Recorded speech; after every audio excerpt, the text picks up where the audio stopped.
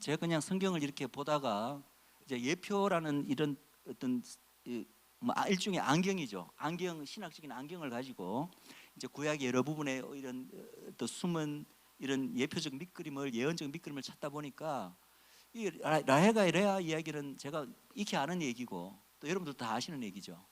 이런 얘기가 왜 성경에 있을까? 별로 그렇게 크게 은혜는 안 되는 얘기 같아요. 일단 1부 2초고 1부 2초로 끝나는 게 아니죠. 나중에 보면은 1부 4초로 또 이리 각각 그늘이던 몸종까지 해갖고 뭐 아이들도 12명이나 놓고, 이게 뭐 1부 1초가 하나님의 뜻인데 이게 뭐 1부 4초 이것도 좀 그렇고, 그리고 서로 간에 라헬과 레아가 막 서로 다투고 막 이렇게 시기하고 이런 장면도 그렇게 뭐 은혜로운 모습도 아닌 것 같고, 여기에서 우리가 어떤 뭐 대단한 신앙적이고 윤리적인 교훈을 얻을 수가 있을까? 조금 이렇게 적용하기 힘든 부분들이 있고, 그냥 구약에 나오는 재미있는 로맨스 이야기인가 뭐 이런 생각도 해봤습니다. 그러다가 제가 이제 이 예표로 이 성경을 읽는 이 부분을 이렇게 함께 되면서 이 부분이 새롭게 봐지는 거예요.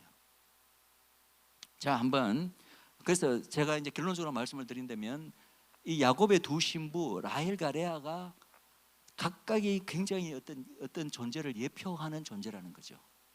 그럼 그 결론은 여러분들께 제가 맡기겠습니다. 여러분들이 한번 각각의 특징을 제가 쭉 한번 살펴보고, 여러분들이 그렇다면 이 라헬은 이런 자를 뜻하겠네, 레아는 이런 자를 예표하겠네라고 스스로 한번 결론을 내려보시기 바랍니다.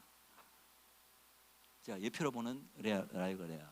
자, 라헬을 한번 먼저 살펴보겠습니다. 라헬 스토리는 다 안다고 제가 생각하고 특징만 한번 살펴보겠습니다. 일단 라헬이란 그 이름이 가지는 그 의미를, 이제 히브리 말의 의미가 뭐냐면은 굉장히 암양이라는 뜻인데, 암양 중에서도 굉장히 아름답고 소중하고 중요한 위치를 차지하는 암양이라는 뜻이에요. 라헬이라는 뜻 자체가 굉장히 이제 히브리인들, 유대인들에게는 소중한 그런 존재라는 뜻이고, 그리고 이제 스토리로 이미 알겠지만 라헬은 야곱에게로 봐서는 처음부터 야곱이 사랑하는 존재였어요. 야곱이 처음부터 연애한 존재고, 그리고 처음뿐만 아니라 계속된 지극적인 사랑의 대상이었습니다. 물론 그 중간에 이제 레아를 신부를 취하는 얘기도 나옵니다. 그러나 본래 레아는 야곱의 원래부터의 목적이 아니었죠. 그죠? 그 과정에서 이제 신부로 취하게 되긴 되었지만, 그러나 궁극적으로 이 야곱의 마음의 궁극적인 그 궁극적인 여인은 누구였겠어요? 라헬이었습니다. 그래서 비록 레아가 아이는 많이 낳았지만 남편의 사랑을 아마 본인도 느꼈겠죠. 자기 동생 레아에 대해서 훨씬 더 큰 많은 사랑이 있고, 그 때문에 이제 많이 레아도 이제 아이는 많음에도 불구하고 시기를 아마 느꼈을 거예요. 어쨌든 라헬은 야곱의 처음부터 끝까지 지극한 사랑의 대상이었다. 원래부터의 목적이었다.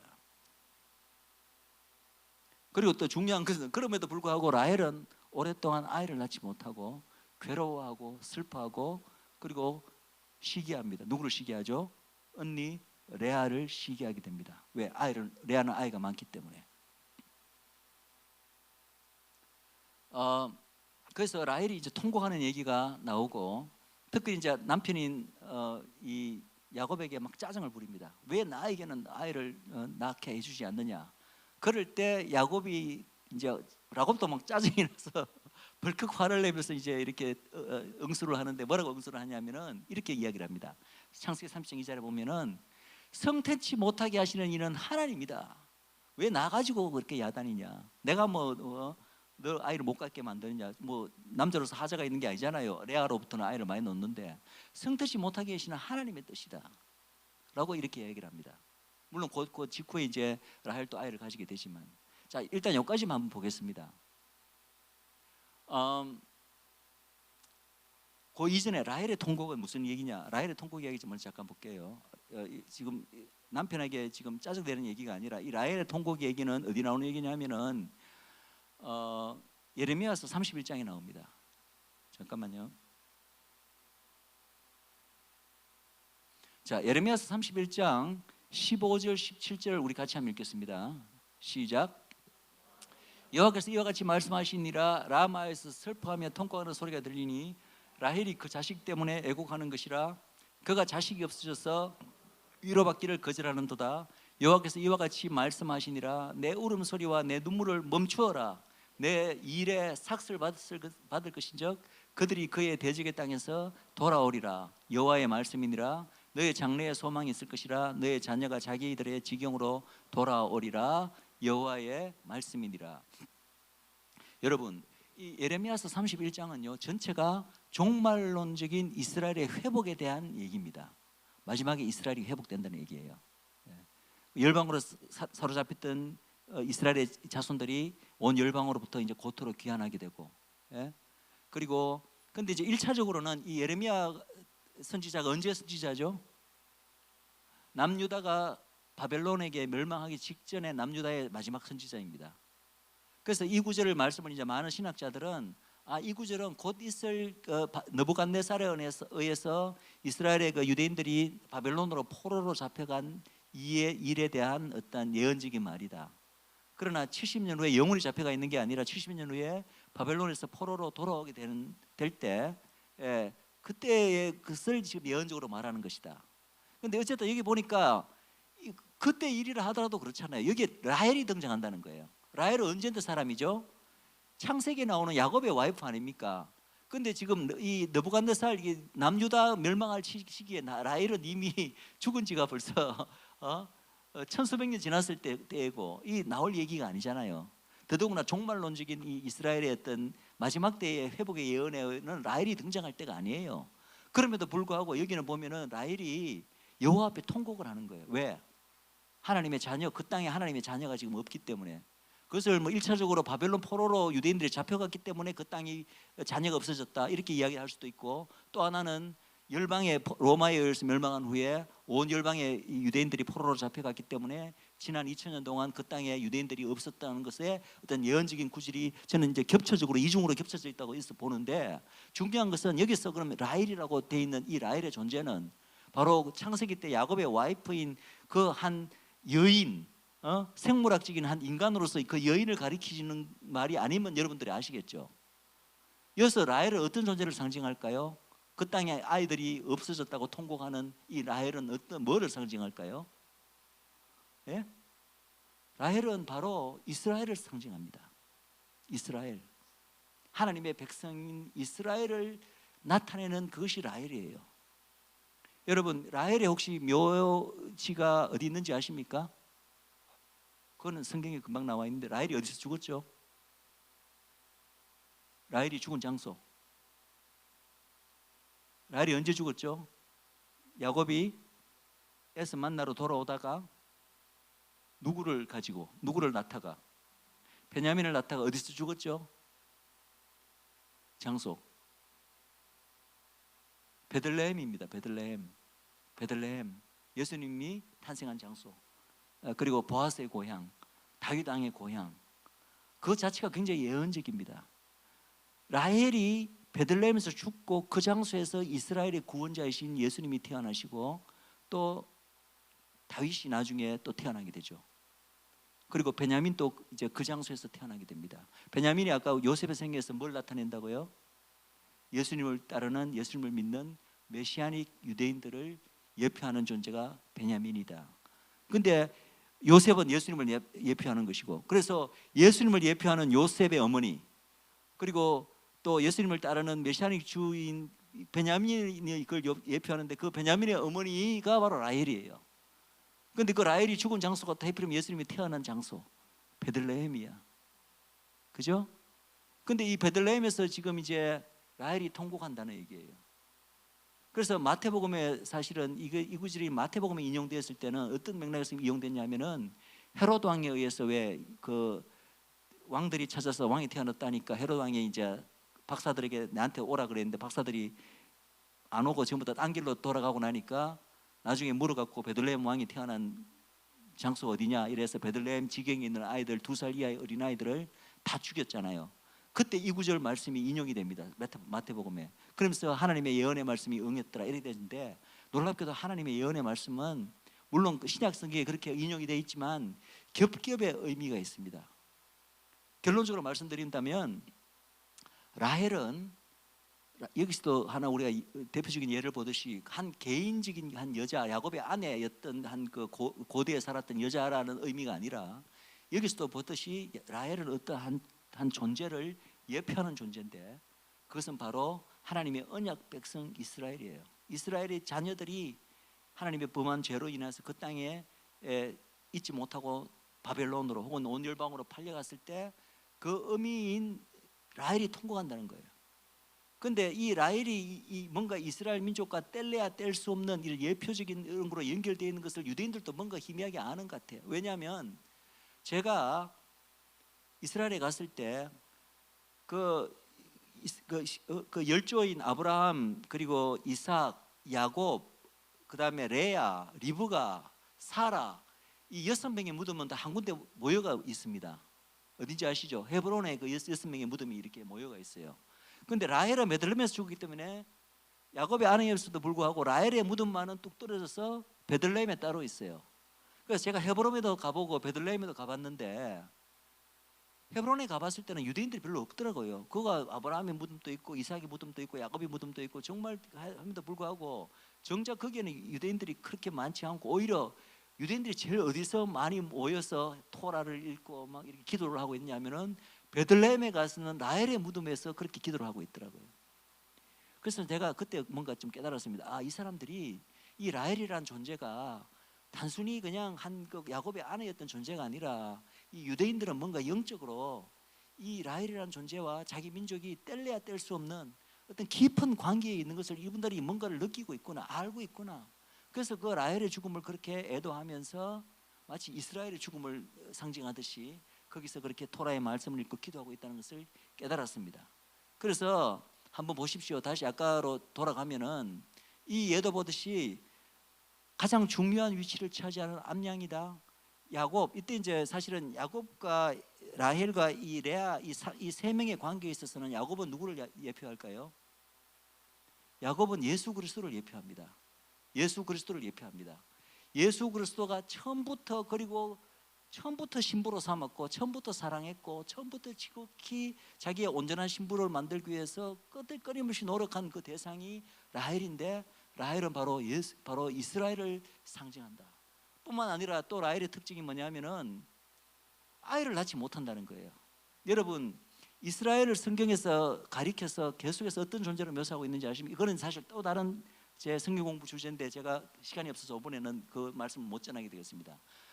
브레드 TV에 여러분도 혹시 제 강의를 보시면 거기에 대해서 꽤 길게 제가 강의가 들어가 있는데 바로 여자와 이스라엘과의 관계입니다. 뭐냐면은 성경 전체가 이스라엘 민족을 예언서에서는 계속 여자로 표현하고 있어요.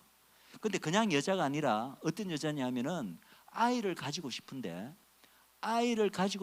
산고만 겪고 아이를 정작 낳지는 못하는 상고만 겪고 신음하지만 아이를 낳지는 못하는 여자로 이스라엘 민족이 묘사되어 있습니다. 이것이 이제 성경 전체에서 그렇게 나는데 놀랍게도 여기도 라헬 역시도 누구보다 아이를 갖기를 원하는데 아이를 가지지 못하고 괴로워하면서 남편에게 하소연하는 그런 존재로 그려지고 있다는 거죠. 이것만 봐도 라헬이라는 존재가 이스라엘과 연결되는 것을 우리가 알 수가 있습니다. 또 계속해서 보겠습니다. 라헬이 아이를 갖지 못하니까 이제 인간적인 수단을 씁니다. 자기의 여종을 이제 라헬에게 들어보내서 내 여종의 아이를 생산하면 마치 자기가 아이를 생산한 것 같은 그런 걸 느끼려고 한다. 그런데 사실은 그것이 하나님의 뜻은 아니죠. 궁극적으로 라헬이 아이를 가지게 됩니다. 그러나 그 하나님의 때를 기다리지 않고 자기 어떤 인간적 수단으로 자기 여종을 통해서라도 먼저 태의 열매를 얻으려고 하는 이러한 라헬의 모습은 뭔가 이스라엘의 모습을 연상케 합니다. 하나님을 온전히 의지하지 않고 뭔가 인간적인 노력으로 하나님의 뜻을 이루어드리고 하나님의 어떤 그들에게 지키라고 주신 율법을 어떤 믿음으로서 반응해서 그 율법을 지켜야 될 터인데 믿음은 저리 가고 그냥 어떤 인간적인 행위와 노력으로 뭔가 하나님 앞에 의로움을 얻으려고 하는 그런 어떤 이스라엘의 모습을 우리가 엿보일 수가 있습니다. 그리고 제일 중요한 것은 이 라헬이 아이를 없다는 이유 때문에 누구를 시기합니까? 레아를 시기합니다. 자, 한번 보십시오. 우리가 어제도 잠깐 말씀드렸지만 로마서 말씀에 제가 말씀드렸죠. 우리 교회의 타생 목적 중에 하나가 뭐라고요? 이스라엘로 시기나게 하는 것이라. 즉 뭐냐 하면은 우리 교회는 원래부터 어떤 존재로 교회를 물론 우리를 구원하시기 위해서 교회를 탄생하게 하셨겠지만 우리 교회가 탄생한 중요한 목적 하나가 뭐냐면은 이스라엘로 시기나게 하기 위한 어떤 목적이 있다는 거예요. 그런데 여기도 놀랍도록 이 라헬은 레아를 시기합니다. 왜? 자녀가 없기 때문에. 레아는 많은 자녀가 있습니다. 많은 자녀가 있는데 자녀를 없다는 이유로 레아를 시기를 합니다. 그래서 이 라헬의 레아에 대한 시기는 바로 궁극적으로 이스라엘의 이방 교회에 대한 시기를 예언적으로 보여준다고 볼 수가 있다는 겁니다. 중요한 것은 근데 시기가 시기로 끝나는 게 아니라 시기의 목적이 뭐예요? 이스라엘로 시기케 하는 목적이 뭐죠? 이스라엘로도 결국은 하나님 앞에서 올바른 열매를 맺게 하기 위해서 시기하게 만들잖아요. 그래서 회개하고 돌아와서 이스라엘도 하나님의 언약 백성답게 회복된 모습으로 열방 교회를 시기함으로 말미암아. 그런데 그것이 이제 이스라엘로 봐서는 바로 궁극적으로 아기를 낳는 거예요. 시기함으로써 아기를 낳는다. 이것이 바로 이스라엘로 하여금 열방 교회를 시기케 하시는 하나님의 목적이에요. 이스라엘로 교회를 시기케 하여서 그들로 하여금 하나님 앞에 돌아오게 와서 결국 하나님 앞에서 그들에게 맡겨진 어떤 민족적 사명을 달성하고 아기를 낳게 하는 것이 하나님이 이스라엘로 열방을 시기케 하는 목적입니다. 그런데 놀랍게도 여기 라헬과 레아의 이야기를 보면은 라헬이 마침내 아기를 놓잖아요. 누구를 놓습니까? 요셉을 낳는데 그 사건이 언제 기록되어 있냐면은 바로 레아를 시기한 직후에 마침내 하나님께서 라헬의 태를 여시사 요셉을 낳게 됩니다. 무슨 말씀인지 아시겠죠? 그래서 라헬 역시 시기함으로 마침내 하나님 앞에서 아기를 받게 된다. 예. 근데 이 라헬이 아기를 낳는 순간 자체에는 보면은 벌써 재밌게도 레아와 다른 여종들을 통해서 이미 12조상 중에서 몇 명이 벌써 태어났어요? 10명이 벌써 태어났어. 이미 레아를 통해서 많은 하나님의 그 야곱의 자녀를 얻은 이후에야 라헬이 만년에 왔어야 비로소 두 아이를 놓게 되는데 이제 요셉과 베냐민을 얻게 되죠. 그런데 이것도 굉장히 예언적이라는 거죠. 왜냐하면은 이스라엘이 아기를 낳는다는 말은 결국 이스라엘이 하나님 앞에서 원래 주어진 모든 어떤 민족적인 운명, 민족적 사명을 달성하게 되는 것인데 그것은 종말에 이스라엘 민족이 회복될 때 그것이 이제 비로소 이루어집니다. 그런데 그 일이 이루어질 때는 벌써 열방은 어떻습니까? 열방교회는 벌써 2000년 전에 예수님 초림 때 벌써 탄생했잖아요. 그럼 열방교회는 그동안에 2000년 동안에 벌써 하나님 앞에서 너무나 많은 열매를 거둔 거야. 이스라엘은 그동안에 열매가 없었습니다. 아이를 못 낳고 있는 거죠. 그러나 이스라엘 열방이 충분한 아이를 갖고 난 다음에야 비로소 하나님께서 라헬의 태를 여시고 이스라엘의 태를 여셔서 이스라엘이 마침내 아기를 놓게 되는 거예요. 이것이 로마서에서는 어떻게 표현되어 있냐 하면은 이렇게 표현되어 있습니다. 로마서서의 이스라엘의 구원을 이야기할 때 이렇게 이야기합니다. 이스라엘의 구원 로마서 11장 26절과 25절과 26절을 보면은 이스라엘의 완악함이 계속되는데 그 완악함이 언제 그치냐면은 이방인의 충만한 수가 찬 이후에야 이스라엘의 이 부분적인 완악함이 제거되고 그리고 고다음 구절을 보면 그리하여 온 이스라엘이 구원을 얻으리라. 아멘이십니까? 그래서 이스라엘이 마침내 민족적 구원을 온 이스라엘이 구원을 얻게 되고 그것이 이제 다른 표현으로 하면 이스라엘이라는 여자가 아이를 낳게 되는 거예요. 아이를 낳게 되는 것은 이방인의 충만한 수가 차고 난 다음에 그렇다는 거예요. 무슨 말이냐면은 이미 이방 교회가 하나님의 신부로 택함을 받은 이 열방 교회가 충분한 그 이방인의 충만한 수고차, 충분한 그 자녀를 생산한 후에 이미 충분한 열매를 구한 후에 그때 이제 비로소 이스라엘의 태가 열려서 그들이 민족적 구원을 받게 되고 아이를 낳게 된다는 얘기예요. 이 이야기가 라헬과 레아와의 이 이야기에 놀랍도록 이렇게 예언적으로 녹아 있다는 거예요. 그리고 이 라헬이 이제 아이를 요셉을 가지게 되는 것조차도 성경은 어떻게 표현하고 있냐면은 여호와의 긍휼로 말미암아 아이를 낳게 된다. 여러분 이스라엘이 회복되는 것은 물론 하나님이 그렇게 예언의 말씀으로 약속했기 때문에 회복되기도 하지만 궁극적으로 이걸 아셔야 됩니다. 이스라엘은 자기가 가진 어떤 의로움으로 인하여 회복될 자격을 얻어서 회복되는 거 아닙니다. 여러분 그거 다 아시죠? 성경은 어떻게 이야기하고 있습니까? 오직 하나님의 은혜로, 하나님의 긍휼로 이스라엘이 마지막에 회복됩니다. 물론 하나님의 신실하신 어떤 의미도 있지만 그것은 하나님의 은혜로 이스라엘이 마침내 그들의 민족적인 소명을 달성하게 되고 온 이스라엘이 구원을 얻게 되는 거예요. 놀랍게도 라헬 역시도 만년의 아이를 낳게 되는데 그것은 오직 여호와의 긍휼로 말미암아 이미 레아가 충만한 이 아이를 10명이나 놓고 난 후에 마지막에 아이를 낳게 된다. 이 가운데서도 우리가 이스라엘의 어떤 민족적 회복과 운명을 바로 라헬과 레아의 이야기에서 우리가 볼 수가 있습니다. 그래서 이 모든 것을 종합해 볼 때 라헬이 처음부터 우리가 여러 가지 지금 특징을 봤는데 그 모든 것을 뭉뚱그려 보면은 라헬은 누구를 예표하는 존재로 볼 수 있냐면은 바로 그리스도의 첫 언약부터, 첫 언약은 무슨 언약을 가리키는 거죠? 시내산에서 받은 모세와 이스라엘 사이에 맺은 모세 언약을 이제 성경에서는 첫 언약이라고 부릅니다. 그리고 우리가 받은 이 복음은 어떻게 부르죠? 새 언약이라 부르죠. 그죠? 새 언약. 예. 근데 라헬은 벌써 구약 시대 첫 언약, 이스라엘과 첫 언약 받을 때부터 이미 하나님의 신부로, 그리스도의 신부로 택함을 받은 그 이스라엘을 예표하는 것이다.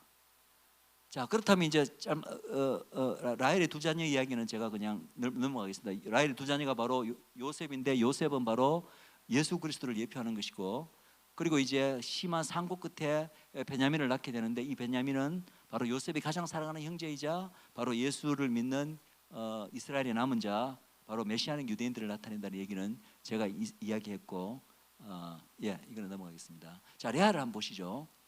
레아는 그 뜻이 조금 애매한데요.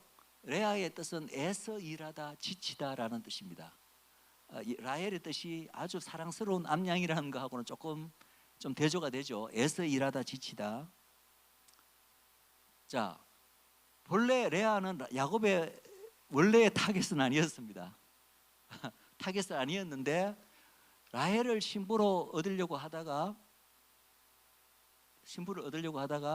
레아가 먼저 신부가 됐어요. 먼저 신방을 치르게 됩니다. 그죠? 그러나 충실하게 야곱은 레아를 신부로 받아들였고 7일간의 신방을 다 치르게 됩니다. 그래서 7일간을 신방을 치르고 그 다음에 또 바로 라헬을 신부로 해서 또 7일간을 치르죠. 그러면은 보세요. 우리가 스토리에서 알다시피 7일간 이제 이미 결혼은 한꺼번에 올렸잖아요. 라헬과 레아 두 사람을 이제 7일 해갖고 결혼식을 올렸잖아요. 그런데 그 결혼식을 올리기 전까지 그 야곱이 몇 년을 일하죠? 7년을 일합니다. 그 7년의 목적은 뭐였을까요? 레아는 그림이 없었습니다. 오직 라헬을 얻기 위한 목적이에요. 그런데 갑자기 얼토당토않게 뜬금없이 레아까지 신부로 취하게 됐어요. 그러면 좋다 그러고 두 명의 신부를 얻었으니까 바로 그때부터 라반의 집을 떠나서 돌아와야 되는데 우리가 알다시피 7년을 더 일하게 됩니다. 그 친하게 될 일을 시키는 그 라반의 명분은 뭐였습니까? 앞에 7년은 그냥 언니 레아를 취하기 위한 거로 귀한 어떤 목적으로 네가 일한 거로 쳐. 비록 네가 지금 이제 라헬과 결혼식을 올렸지만 사실은 라헬을 온전한 너의 신부로 만들기 위해서는 앞에 7년으로는 부족해. 미안하지만 7년 좀 더 일해줘. 이렇게 된 거예요. 무슨 말이겠죠? 그래서 다시 야곱이 예서하고 7년을 더 일합니다. 그러니까 후반부 7년은 누구를 진정한 신부로 얻기 위한 7년인가요? 라헬을 진정한 신부로 이미 결혼식은 올렸지만 라헬을 진정한 신부로 만들기 위한 7년이에요. 이 7이라는 숫자는 하나님 앞에 완전 숫자고 굉장히 깊은 영적인 의미가 있습니다. 저는 이 결혼식을 기점으로 전 7년, 앞에 7년과 후 7년을 저는 제 생각에는 이렇게 생각합니다. 앞에 7년은 원래 이 야곱의 목적인 라헬을 얻기 위한 목적이었는데 의외로 와서는 라헬을 신부로 못 얻고 엉뚱하게 레아를 신부로 얻었어요. 레아는 미리 결론적으로 말씀드리면 열방교회, 이방교회를 상징합니다. 예수님께서 우리 구속사를 보시면은 구약 시대 전체가 뭡니까? 모세 율법을 통하여서 이스라엘 민족을 하나님의 온전한 신부로 만들기 위해서 예? 그 율법을 지키라고 이스라엘에게 주셨고, 그리고 그 율법의 완속으로 예수님께서 이제 이스라엘의 신부로 취하기 위해서 오신 게 예수님의 초림 사건이에요. 그런데 정작 왔는데 이스라엘을 신부로 만들으셨습니까? 취하셨습니까? 못 취하셨죠. 왜? 신부인 이스라엘이 예수님을 거부했잖아요. 그래서 엉뚱하게 목표는 이스라엘이었는데 엉뚱하게 누구를 신부로 맡게 되었나요? 예수님 초림 이후로 우리 열방 교회를 신부로 맡게 되셨어요. 그런데 그조차가 사실은 하나님의 목적이 아니었다기보다는 원래 창세 전부터 온 인류 구원이 하나님의 목적이심을 여러분 믿으시기 바랍니다. 이것이 이제 라헬과 레아의 기회에 이것을 이제 약간 이야기식으로 알기 쉽게 이렇게 했기 때문에 그렇게 이제 들리지만, 사실은 하나님의 목적 안에는, 구원 계획 안에는 온 인류 구원이 원래부터 처음부터 계획되어 있었습니다. 그러나 이것이 이제 라헬과 레아의 이야기 안에 약간 이렇게 우리가 오해의 소지가 있는데, 어쨌든 중요한 것은 이스라엘의 그 왕으로서, 유대인들의 왕으로서 예수님께서는 이스라엘을 온전한 하나님의 백성으로 회복시키기 위해서 이 땅에 왔는데, 정작 그 목적인 이스라엘은 그때 초림으로 오신 예수님을 거부함으로 말미암아, 그것도 물론 하나님의 섭리죠. 열방 구원을 위해서 일어난 섭리지만, 어쨌든 이스라엘은 그때 신부를 얻지 못하고 열방 교회를 신부로 얻게 되셨어요. 그리고 난 다음에 어떤 일이 발생했을까? 후 7년 동안에 이 신부로 택한 레아와 또 여러, 레아뿐만 아니라 라헬이 아닌 다른 여종으로부터, 레아도 그렇고 다른 여종들도 다 이스라엘이 아닌 여러 온 열방 종족을 상징합니다. 또로부터 그들을 신부로 삼아서 그 사이에서 어떻게 됩니까? 10명의 아이, 많은 열매를 걷습니다. 그것이 지난 2000년간의 교회 시대입니다. 우리 열방교회를 통해서 하나님께서는 수많은 영혼들을 구원하셨습니다. 아멘이십니까? 그것이 바로 레아와 그 종들을 통해서 수많은 아이들을 놓는 것과 마찬가지예요. 그러나 신랑인 예수님 혹은 야곱의 마음에는 계속 누가 있나요? 라헬이 있는 거예요. 원래 나는 라헬을 연애했고 라헬을 내 신부로 택하기를 원했는데 초림으로 오셔서는 그 일이 이루어지지 않았던 거예요. 그래서 그 라헬을 이제 궁극적으로 내 신부로 결국 만들고야 말리라.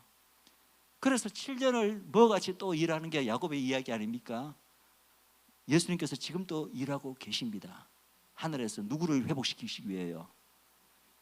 구약 때부터 신부였던 이스라엘을 온전한 그분의 신부로 만들기 위해서 지금도 예수님께서 마치 야곱이 후 7년을 열심히 일했던 것과 마찬가지로 인류 구원 이사에게 예수님께서는 지금도 열심히 하늘에서 역사하고 일하고 계시다는 거예요.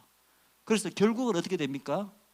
다시 오셨을 때는 그때 비로소 이스라엘이 예수님의 이스라엘 민족의 회복됨으로 말미암아 진짜 신부로 되는 거예요. 무슨 말인지 아시겠죠? 라헬도 그때에 비로소 이제 후 7년간을 채우고 난 다음에 법적으로 온전한 야곱의 신부가 되는 것입니다. 그래서 레아를 보면은 원래 야곱의 목적이 아님에도 불구하고 먼저 신부가 되었고, 이거는 마치 열방교회를 상징시키죠. 그리고 많은 태의 열매를 가지고 이 많은 태로 말미암아 이스라엘은 원래 먼저 택한 신부로서 자기가 먼저 태를 가져야 되고 태의 열매를 가져야 되고 자기가 더 많은 열매를 가져야 됨에도 불구하고 열매를 못 가지므로 말미암아 시기하게 되는데, 그것이 바로 이스라엘이 지금 열방교회를 시기하게 되고, 그것이 하나님의 목적이에요. 열방교회의 목적이 뭐라고요? 이스라엘로 시기하게 만들어야 돼요. 그렇게 해서 이스라엘이 아이를 가질 수 있도록, 그것이 우리 여러분들과 저희의 사명입니다. 그렇게 해서 근데 이 모든 과정이 바로 야곱이 본래 라헬을 얻기 위한 과정에서 이렇게 있다는 것입니다. 그리고 이제 레아에 대한 그 창세기 이야기에 좀 약간 재밌는 부분이 어떤 부분이냐면은, 레아가 알력이 부족하다는 표현이 나옵니다. 여러분 기억나시죠? 이게 무슨 표현? 우리나라 성경에 알력이 부족하다고 되어 있는데 히브리 말로는 라크라고 되어 있는데 영어로는 그냥 delicate, tender eye라고 되어 있습니다. 뭐 특별한 깊은 의미는 없는 것 같고 우리나라 말로 제대로 번역을 한 것 같아요. 뭔가 이 알력이 부족하다는 말은, 알력이 부족하니까 뭔가 봐야 되는데 제대로 못 본다는 얘기죠.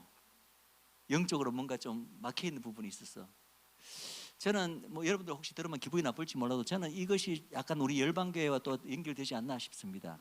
지금 보십시오. 많은 교회들이 아직까지 이스라엘에 대해서, 틀림없이 성경이 이스라엘에 대해서 말하고 있는 명백한 진리가 있음에도 불구하고 그 성경이 분명하게 말하고 있는 진리를 보면서도 깨닫지 못하고 있어요. 진리를 못 보고 있는 거예요. 마치 알력이 부족한 자 같이. 그죠? 근데 레아를 가리켜 알력이 부족하다라고 표현하고 있다는 거죠. 그것도 왠지 이 레아가 어떤 이 열방 교회를 예표하는 거와 연계되어 있지 않나. 그래서 레아는 그리스도의 열방 신부를 예표한다. 그래서 이거는 아까 제가 이미 말씀드렸습니다.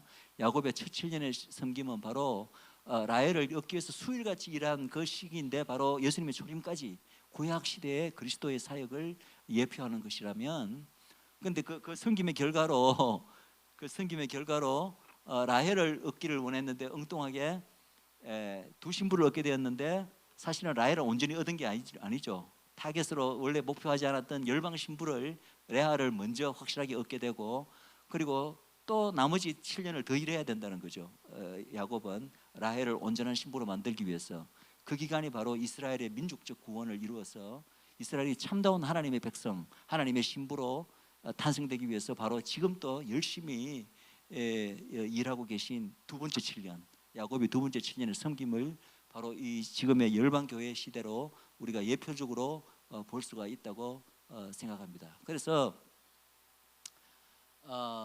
라헬을 온전히 이제 얻기 위한 어떤 수고 기간이다. 그리고 마지막 때에야 이제 비로소 라헬을 자기의 신부로 얻을 뿐만 아니라 이 7년이 지나고 나서야 비로소 이제 라헬로부터 야곱이 두 자녀를 얻게 된다. 즉 이스라엘이 만년에 예수 그리스도의 재림에 이르렀어야 비로소 온전한 그리스도의 신부로 거듭나게 될 뿐만 아니라, 그때 비로소 처음부터 이스라엘에게 맡겨진 그 모든 민족적 사명을 달성함으로 말미암아 하나님 앞에서 자녀를 출산하게 되는 그런 이스라엘이 된다는 것을 예표하고 있다고 저는 봅니다.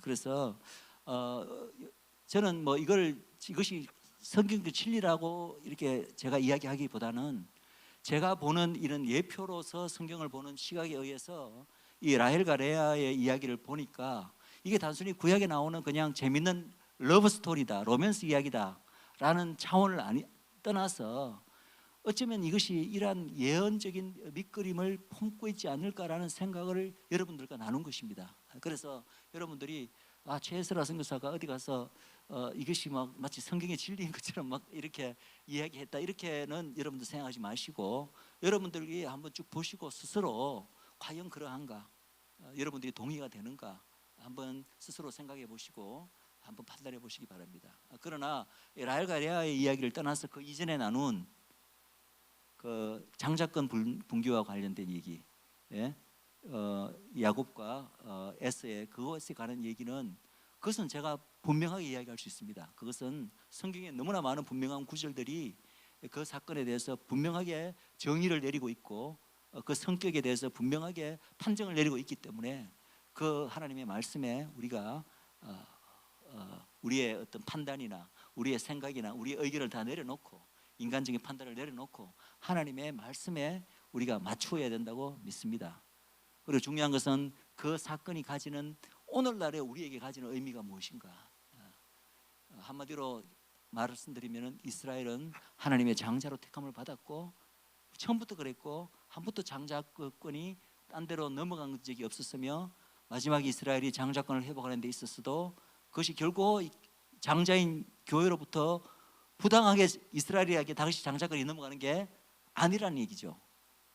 여러분 참 이야기가 나올게요. 요거 하나만 더 말씀드릴게요. 여러분 잘 알고 있는 그 돌아온 탕자의 비유 아시죠? 누가복음에 나오는 돌아온 탕자의 비유가 뭐에 관한 얘기인 것 같습니까? 그 한 같은 장의 앞에 보면 잃어버린 99마리, 잃어버린 99마리가 아니고 99마리의 찾은 양과 잃어버린 한 마리 양 얘기가 나오고, 또 10드라크마라 중에 잃어버린 한 드라크마 얘기가 나오고, 같은 장의 마지막 얘기가 잃어버린 탕자의 얘기예요. 그런데 본래는 이 세 가지 얘기가요 다 같은 얘기예요. 그것을 약간 이제 이 비유를 바꾸어서 다르게 표현했을 뿐인데, 지금은 많은 신학자들도 동의하는 바입니다. 이 이야기가 바로 이스라엘 얘기라는 것. 우리는 이제 이 이야기가 그냥 우리의 잃어버린 한 영혼은 천하보다 중요하다, 이렇게 적용시켜 우리가 빨리 한 사람이라도 더 전도해야 되고 구원해야 된다, 늘 이런 각도로 그 예수님의 그 이야기를 적용시켜 이야기하는데, 사실은 잃어버린 양이라는 그 테마, 그 아이콘은 구약 때부터 계속해서 이스라엘 민족의 이스라엘의 잃어버린 양을 가리키는 것입니다. 그래서 그 스토리 전체가 다 사실은 이스라엘 민족의 회복, 종말론적인 회복에 대한 메시지가 굉장히 강하게 담겨 있는 거예요. 그럼 돌아온 탕자, 우리 돌아온 탕자 너무나 잘 알고 있는 얘기입니다. 근데 이 돌아온 탕자가 누구냐고 했을 때 이제 신학자들도 뭐 온갖 이야기를 하지만 오늘날에 많은 사람들이 이 돌아온 탕자는 마지막 때 회복되는 이스라엘을 가리킨다. 그러면 그렇게 이야기하면 많은 사람들이 이제 한 가지 반론을 제기합니다. 아, 그거 잘못되지 않았느냐? 왜? 성경에서는 출애굽기에 분명히 이스라엘을 장자라고 이야기를 하는데 돌아온 탕자에서는 돌아온 탕자가 장자가 아니라 차자가 아니냐? 그러니까 그 돌아온 탕자를 이스라엘로 보는 것은 좀 어거지다, 잘못된 것이 아니냐, 이렇게 반론을 제기합니다. 그러나 그것은 잘못된 게 아니라 오히려 그렇기 때문에 더 정확한 비유가 되는 거예요. 제가 말씀드렸죠. 이스라엘은 장자로 세움을 받았고 한 번도 장자권을 어디 누구에게 넘겨준 적이 없음에도 불구하고 제대로 장자의 축복을 누리지 못했다. 그래서 장자의 신분은, 법적 신분은 가지고 있을지언정 실제로 지내는 거 보면, 이스라엘의 역사를 보면 한 번도 장자다운 그런 축복 가운데 권리를 제대로 누리지 못했다는 거예요. 그러니까 누가 봐도 이스라엘이 보면 이스라엘의 그 민족의 그 늘 쫓겨다니고 뭐 구박받고 핍박당하고 죽임을 당하고 이런 모습에서 장자의 모습이 발견됩니까? 장자 안 같죠. 그러니까 일반 교회가 우리가 장자라고 착각하고 장자권이 우리에게 넘어가는 모양이다, 이렇게 생각하는 거죠. 그러나 사실은 마지막에 이스라엘이 회복됨으로 제가 어떻게 말씀했죠? 뺏겼던 장자가 찾는 것이 아니라 잃어버렸던 그 장자의 그 모든 축복을 되찾는 거예요. 근데 그것을, 그 놀라운 장자권이 회복되는 그 놀라운 그 픽처, 그림이 돌아온 탕자 안에 들어가 있다는 것입니다. 어느 부분인지 아시겠어요? 제가 아까 그 요셉 이야기할 때 인장 반지 이야기를 했죠. 인장 반지가 뭘 상징한다고 얘기했습니까? 장자권을 상징한다. 바로가 요셉에게 줄 때도 그랬고, 나중에 사실은 에스더서에 보면은 그 아하수에로 왕이 하만에게 이스라엘 민족을 다 이렇게 멸절시킬 수 있는 권한을 줄 때도 왕의 권위를 주기 위해서 인장 반지를 빼서 하만에게 줍니다.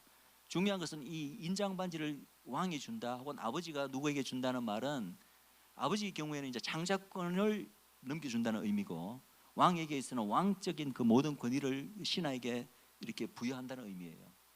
그런데 놀랍게도 돌아온 탕자 이야기에 이야기 있는 거 여러분 아시죠? 거지로 돌아온 탕자에게 아버지가 세 가지 일을 해줍니다. 어떤 일을 해주죠? 거지로 있는 그 누더기 옷을 다 벗기고 흰 세마포, 새 옷을 입혀주고, 그 다음에 끼고 있던 인장 반지를 뽑아서 둘째 아들의 손에 끼워주고, 그리고 새 신발을 벗겨주죠. 그것이 단순히 그냥 거지였던 둘째 아들의 머리끝에서 발끝까지 색으로 그냥 다 새 옷을 갈아입힌다, 이런 차원의 의미가 아니라 각각이 흰 옷, 새 옷, 그리고 새 신발, 그리고 인장 반지는 각각 굉장히 하나하나 깊은 영적인 의미가 있습니다. 제가 보건 데는 그렇습니다. 이 돌아온 탕자가 종말론적으로 회복되는 이스라엘을 상징한다면, 이 아버지는 하나님을 이제 예표하는 거잖아요. 이 아버지가 돌아온 탕자에게 해주는 이 세 가지 일은 회복된 이스라엘에게 있어서 회복되는 각각의 세 가지 다른 영역을 이야기해 주는 거라는 거죠. 첫 번째, 이 새로운 흰 옷을 입게 해주는 것은 뭡니까? 여러분, 흰 옷이 가지는 이미지, 옷이 성경에서 어떻게 표현되고 있죠? 우리가 죄를 다 범했을 때 성경은 우리를 어떻게 표현합니까? 너희들이 입은 옷이 다 누더기다, 누더기. 우리가 죄된 어떤 것을 성경에 표현할 때는 우리가 누더기 옷을 입고 있다고 표현합니다. 그러면은 흰 옷을 입는다는 것은 뭡니까? 누더기 옷을 벗고 우리가 하나님 앞에서 죄 사함을 받고 의로워졌다는 것을 상징합니다.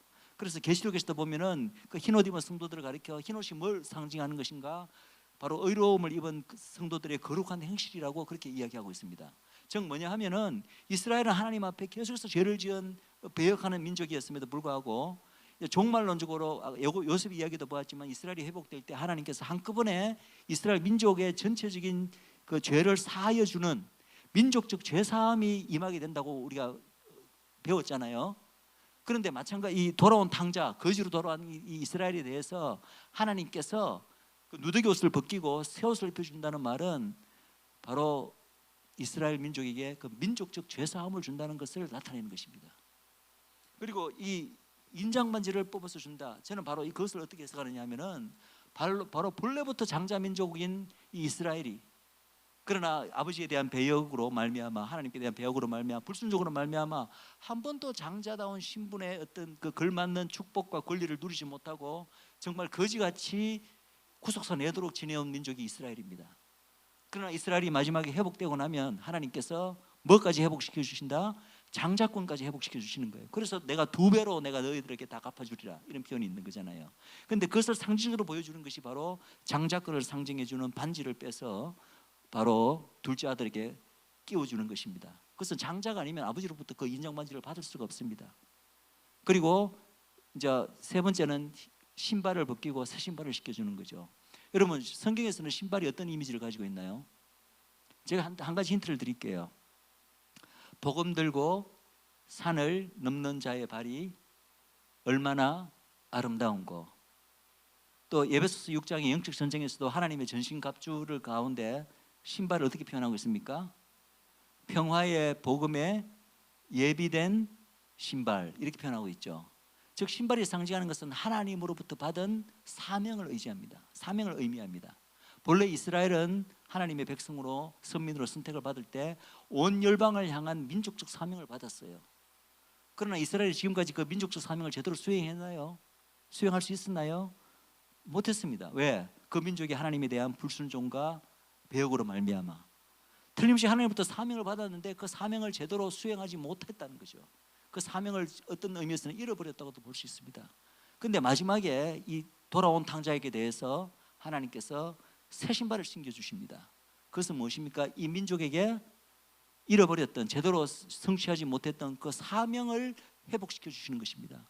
그 사명이 뭡니까? 이스라엘 사명을 한마디로 표현하면은 이스라엘 사명이 뭐죠? 내일 제가 강의에서도 좀 하겠지만은 이스라엘 사명을 지금 미리 잠깐 말씀드리면 바로 열방의 빛이 되는 사명입니다. 열방의 빛이 되는 사명을 이스라엘은 그 민족 스스로가 제대로 하나님 앞에 온전히 서지 못함으로 말미암아 지금까지 제대로 수행을 못했습니다.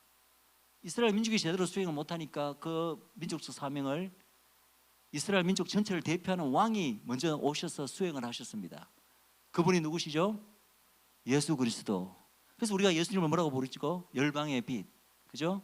그러나 열방의 빛이라는 이 사명이 예수님께 처음으로 주어진 사명이 아니에요. 본래 구약 때부터 누구에게 먼저 주어진 사명인가요? 이스라엘 민족에게 주어진 사명이에요. 그런데 이스라엘 민족이 제대로 그 사명을 수행을 못하니까 그 민족의 왕이신 예수님께서 유대인들의 왕으로 오셔서 이 땅에 오셔서 그 민족을 대표해서, 그리고 그 민족을 위해서 먼저 한 명의 유대인으로, 이스라엘인으로서 열방의 빛이 되신 것이 우리가 알고 있는 예수님이 행하신 것입니다. 그 부분은 제가 내일 조금 더 자세히 말씀드릴게요. 중요한 것은 예수님이 열방의 빛의 사명을 행하셨다고 해서 원래 그 사명을 받은 이스라엘 민족에게서 그 사명이 면제된 건 아니라는 거죠. 하나님의 그 정하신 뜻은 실수가 없으시고 실패가 없으십니다. 아멘이십니까? 이스라엘 민족이 궁극적으로 회복된다면 원래 열방을 향하여 주신 이스라엘 주신 하나님의 사명조차도 온전히 다시 회복됩니다. 즉 그 열방의 빛이 되는 사명을 이스라엘은 결국은, 회복된 이스라엘은 결국은 수행하고 성취하고 말 것입니다. 그것을 상징적으로 보여주는 것이 바로 돌아온 탕자에게 새로운 신발이 신겨지는 것입니다. 그래서 중요한 것은 이 장자권이 이스라엘 민족에게 회복된다. 그것에 대해서 교회는 우리가 장자인데 마치 억울하게 장자권을 이스라엘이 도로 나에게서 뺏어가려는 듯이 그런 마음을 품어서도 안 되고 그렇게 말해서도 안 된다는 거죠. 만약에 우리가 그런 반응을 보인다면 그것은 마치 에서가 보이는, 야곱에게 보이는 반응과 뭐가 다를 바가 있겠다는 거죠. 그래서 이 에서와 야곱 사이의 이 장자권 문제가 가지는 의미는 그냥 고대에 있었던 그냥 한 이야기로 끝이는 것이 아니라 오늘날 우리에게도 굉장히 중요한 의미를 가지는 이야기다. 그 얘기로 오늘 강의를 마치고자 합니다.